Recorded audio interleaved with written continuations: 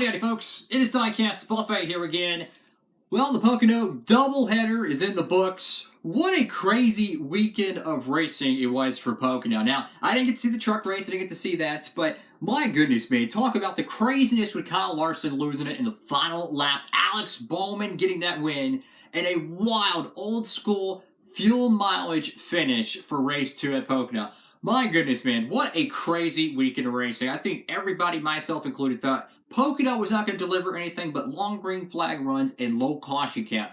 I don't know if they changed anything with the rules package, but my goodness, I love seeing the cautions. It mixes up the strategy. That's how old school Pocono is.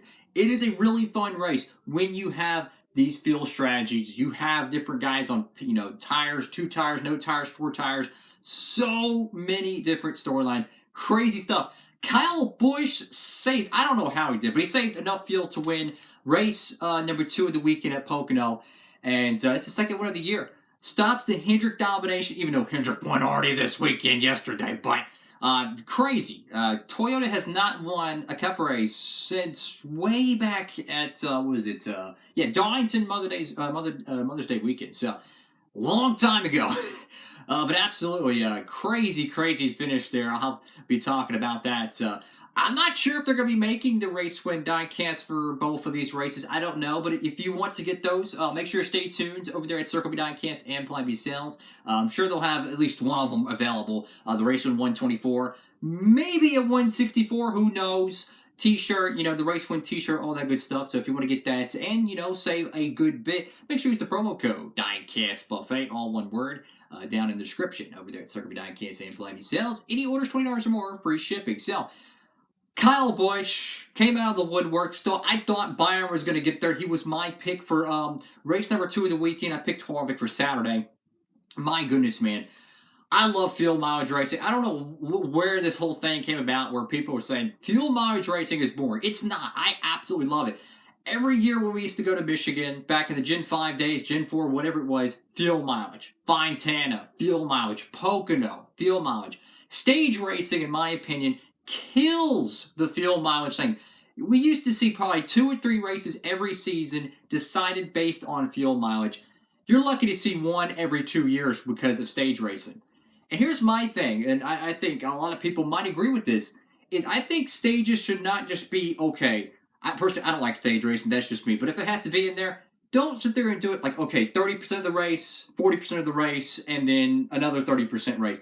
Why don't we have the stages maybe first 10%, and then have that long 80% green flag run, let the teams and the drivers organically have that finish. Then you get people off sequence. I love it when the last stage is, at least 1 fuel run. I would argue have at least 2 fuel runs in that last stage. That way you get fuel mileage. That way you get so many different contrarian strategies. Because when it's all said and done, you have a competition caution. Stage 1 and stage 2, those are your pit stops. Maybe sprinkle in a few cautions here and there, and that's it. When you let these drivers run it all the way out, you get these cool storylines. I'm telling you, man. It's just another great example why stage racing doesn't need to be in there, but that's just me. To the Kyle Larson thing, that was absolutely crazy. I picked Harvick to win that race. Kyle Larson, he's rocking and rolling, about to win the whole race. Goes into turn 3. The announcers are already talking about he's about to join some of the greatest, most elite company in NASCAR history, winning 4 points-paying Cup races in a row. Technically, it would have been 5, because if you count the All-Star race, but, it's not points-paying, obviously. But they're talking about it, and sure enough, smoke comes out of the left front, crashes right in the wall. At least Bowman was still there, so the Hendrick Cats, they keep it rolling. They got that big W there, man. Wow, man, that was crazy. Who would have thought that William Byron, he's been running fantastic. Who would have thought that Alex Bowman would have more wins than Chase? Who would have thought the 5 car would have the most wins out of everybody? Hendrick Motorsports has been incredible this season, and I'm freaking loving it. They can win every race at the end of the year. I wouldn't mind. I would not mind at all.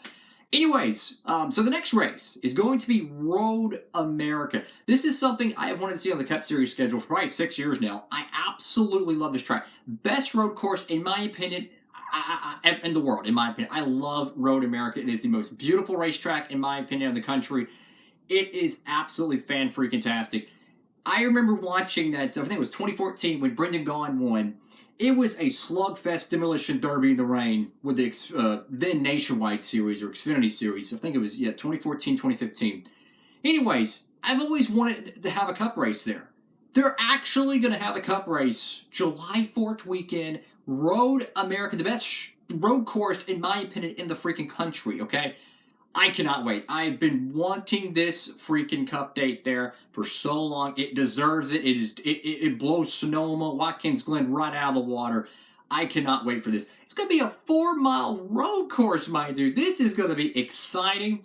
Now, I wonder, are they going to have any patriotic paint schemes? Because when I think of patriotic cars, obviously I wish it was the Daytona July 4th weekend, as the traditional stock car fan I am. But it's going to be really cool to see patriotic paint schemes possibly at Road America. And if it rains, that's fine. Get the rain tires out, get going, beating a bang of demolition derby style like they did at Coda. But I'm excited, man. Absolutely.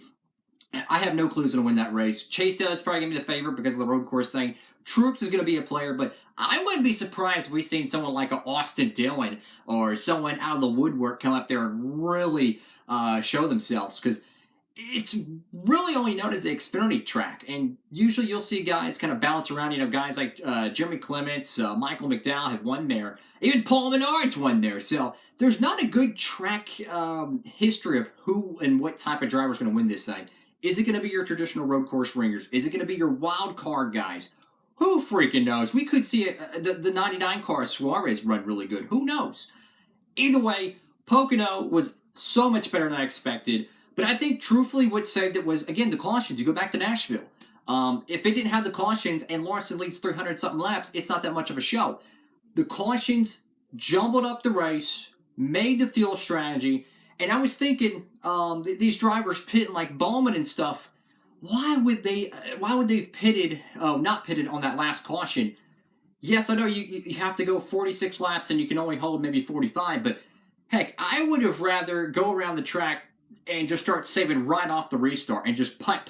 Because if everyone has to pit, they lose 30-something seconds. If you go around the track, just putting around like a Bowman or whoever, you got your tires, you got your fuel, pack that thing absolutely full. Give up all the track position you can get. Stay on the lead lap. I would go and lose maybe 1, 2, 3, whatever tenths of a second every lap just lagging back. Heck, you can go run with some of the cars that have damage, draft with them.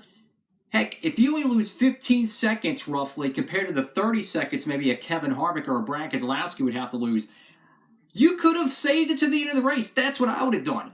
I can't understand why Chase Elliott didn't pit and all that stuff. When you're like borderline in or out on fuel mileage, you can maybe make it on one stop, pit now, you're done. I would have absolutely pitted. Of course, those guys who pitted during that ran out, but I don't think they were aggressive enough with fuel mileage. I mean, you got so much track position on guys like Kevin Harvick, these other drivers who saved, or didn't save, but they pitted. The only guy who really survived that whole thing, I think it was Bubba, and I think it was Kyle Larson. So I would have absolutely been much more aggressive on fuel mileage. Screw the track position, save, because it doesn't matter how slow you go. You're still going to be able to make it to the end of the race and have more track position than pitting, doing a splash and go. That's just my 2 cents there. What did y'all think about the Pocono doubleheader? I still think we need more horsepower. The Xfinity cars are a lot more looser. I like that. Low downforce, high horsepower. Keep it rolling. Thank y'all so much for watching the video. Make sure to give it a big thumbs up, like, comment, and subscribe. And if you want to get those race win diecasts from Bowman or Kyle Busch, both awesome paint schemes, I might add, make sure to go check out Circle B Diecast.